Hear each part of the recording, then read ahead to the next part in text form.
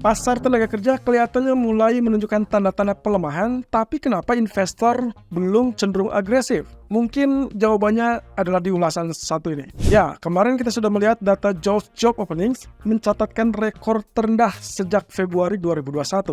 Angka yang muncul adalah 8,0.6 juta. Sementara yang diinginkan atau yang diharapkan adalah 8,3 juta. Dan ini adalah angka yang bisa dibilang juga relatif lebih rendah dibandingkan bulan sebelumnya, 8,4 juta. Nah, satu sisi, teman-teman, ini adalah data yang paling rendah sejak bulan Februari 2021. Tapi kenapa ya? Kok investor justru meredam ataupun menunda untuk tidak bersikap agresif? Tentunya kita harus ingat bahwa ada beberapa agenda data ekonomi yang juga masih tetap menjadi catatan ataupun pantauan bagi para pelaku pasar. Salah satunya nanti malam ada IDP dan juga data ISM Service PMI. Dan di hari Jumat tentunya kita akan pamungkasnya adalah data non-farm payroll. Dan tentunya terkait dengan hal tersebut, semua orang akan tetap menyisingkan lengan dan kemungkinan mereka akan menahan diri untuk tidak terlalu agresif. Karena bisa saja data tersebut atau data job opening tadi malam tidak merefleksikan data sesungguhnya yang akan dinantikan oleh para pelaku pasar termasuk juga oleh para pejabat Fed untuk masalah laporan ketenaga kerjaan. Nah, otomatis di sini kondisinya, apakah nanti job opening ini akan memberikan jaminan bahwa data NFP di hari Jumat akan relatif lebih rendah? Mungkin tidak selalu seperti itu. Tapi angka ekspektasinya semula berada di 185K. Saat ini setelah saya cek ulang dengan data ekonomi kalender, ternyata turun ke level 170-an. Jadi ini cukup mengembirakan, tapi setidaknya kita masih tetap harus make sure terlebih dulu dengan data ADP ataupun ISM Service PMI nanti malam.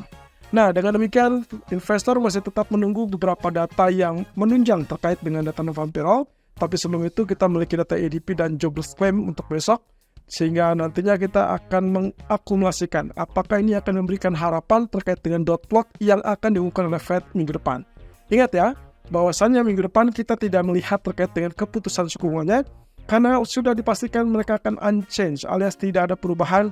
Tidak ada kenaikan, tidak ada pemangkasan. Semua akan terfokus pada dot plot dan economic projection, termasuk juga apa yang akan disampaikan oleh Powell. Ya, setelah kita melihat di hari Senin data ISM manufacturer yang ternyata berada di bawah ekspektasi atau dengan catatan di bawah angka 50, dan yang itu adalah menandakan level kontraksi, kali ini atau malam nanti kita akan melihat data ISM Service PMI.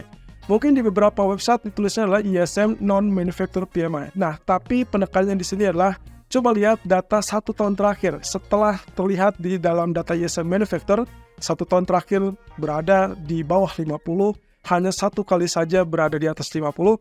Kondisi sebaliknya terlihat dalam data 1 tahun terakhir untuk ISM Service PMI.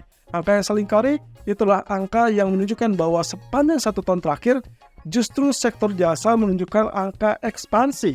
Hanya 1 kali saja dia menunjukkan angka tersebut berada di koridor kontraksi. Dan itu adalah di bulan Mei yang sempat terjadi bulan lalu. Jadi kali ini kita akan coba membuktikan apakah ini akan menjadi kendala atau tidak. Kalau misalkan bulan lalu sudah berada di bawah zona 50 yang menandakan juga mulai kontraksi, maka kita harusnya berharap untuk bulan ini pun akan terjadi hal yang sama. Tapi kalau ternyata data tersebut muncul dengan angka 50 something atau mungkin di atas 50, maka fix. Disinilah letak kesulitan bagi Fed ataupun dalam hal ini adalah para pembuat kebijakan untuk menentukan apakah mereka akan melangkah dengan pemangkasan atau tidak. Karena satu sisi, untuk mengharapkan inflasi yang lebih rendah, mereka harus juga menekan level ataupun sektor jasa tersebut. Jadi nanti malam akan menjadi jawabannya. Dan mungkin juga inilah jawaban dari pertanyaan kenapa investor belum berani agresif setelah data job opening tadi malam yang relatif lebih rendah daripada perkiraan. Nah, satu sisi ada kabar yang juga cukup bagus sebetulnya, dan ini ada kaitannya dengan harga minyak mentah. Jadi setelah kemarin saya sempat memberikan bagan kenapa harga minyak akan kecenderungan turun kalau misalkan OPEC tidak melanjutkan pemangkasan produksinya. Jadi kali ini datang dari Menteri Energi Amerika. Dia sangat yakin bahwa kemungkinan harga minyak mentah dan juga harga energi itu kemungkinan tidak akan naik dalam jangka waktu dekat. Jadi artinya masih ada potensi penurunan, walaupun penurunan ini sebetulnya juga menjadi indikasi bahwa Amerika bisa segera mengisi ulang SPR atau cadangan minyak strategis mereka dan memenuhi ekspektasi mereka. Setelah sebelumnya di bulan lalu kalau tidak salah saya pernah membaca salah satu artikel yang mengatakan Amerika sudah mulai mengisi SPR di angka level minyak waktu itu adalah $79 per barel. Dengan angka sekarang 73 bahkan sempat ke $72, saya rasa ini akan menjadi satu hal yang cukup positif untuk Amerika, di mana mereka bisa mengeruk kembali. Mungkin saja target mereka adalah di bawah level $70. I don't know, tapi yang jelas itu sangat potensial. Kalaupun misalnya terjadi penurunan, itulah kesempatan dia untuk mengisi ulang SPR, dan lagi-lagi ini mungkin juga kesempatan untuk Anda mencari momen untuk harga minyak. Nah, satu sisi di sini yang ingin saya tekankan adalah sewaktu harga minyak ini cenderung turun, maka ada harapan untuk inflasi tersebut mereda, sehingga nantinya ada ekspektasi Federal Reserve juga mempertimbangkan hal yang sama seperti ECB untuk melakukan pemangkasan suku bunga. Jadi ya biarkan saja kalau ECB melakukan pemangkasan besok, mungkin di minggu depan kita belum lihat pemangkasan tersebut di Federal Reserve. Tapi yang jelas dot plot itu yang akan menjadi cerminan apa yang akan dilakukan oleh mereka dalam 2 atau 3 bulan ke depan. At least ada kesempatan di bulan September ataupun November, dan beberapa pengamat nilai at least ada 1 kali pemangkasan yang mungkin bisa terjadi setelah mereka melihat data lowongan pekerjaan dari jobs kemarin yang relatif lebih rendah. Satu sisi mantan Presiden ECB Jean-Claude Trichet mengatakan bahwa dirinya sangat yakin dan sangat memproyeksikan bahwa ECB kemungkinan akan bersikap hati-hati, dan tentunya terkait dengan besok adalah harapannya untuk melakukan pemangkasan 25 basis point.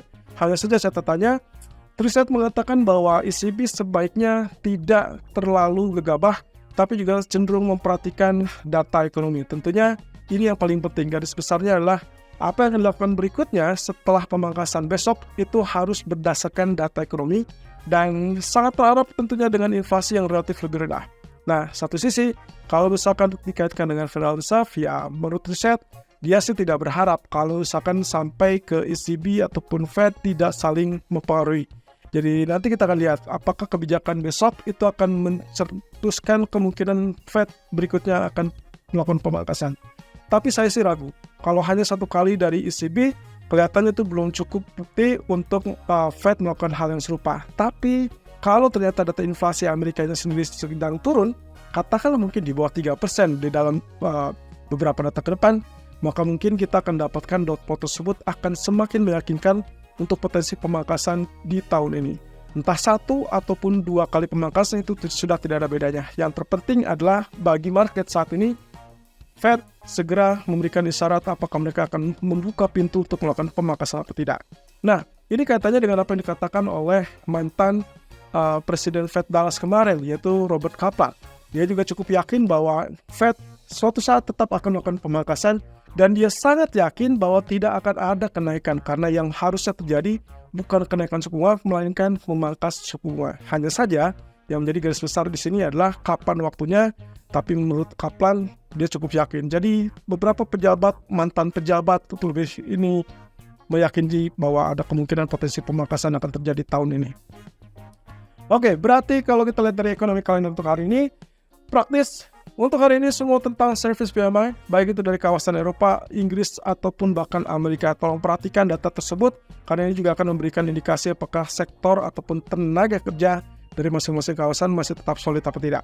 Ya, dari Amerika, nanti malam kurang lebih kita akan lihat itu di jam 9 malam. Tapi sebelum itu, di jam 19.15 kita akan lihat terlebih dulu figur data ADP Employment. Kali ini ekspektasi adalah 173K dari 192K, jadi ada penurunan di situ. Semoga saja kalau misalkan pun turun sejalan dengan apa yang terjadi pada pasar ataupun lowongan pekerjaan tadi malam, berarti akan memberikan indikasi yang pastinya sesuai dengan ekspektasi market untuk hari Jumat. Hanya saja kalau misalkan ini tidak sepadan, ya mungkin penentu untuk market ataupun investor global adalah data manufakturan hari Jumat. Jadi bagi saya adalah data ADP ini penting, data ISM juga penting.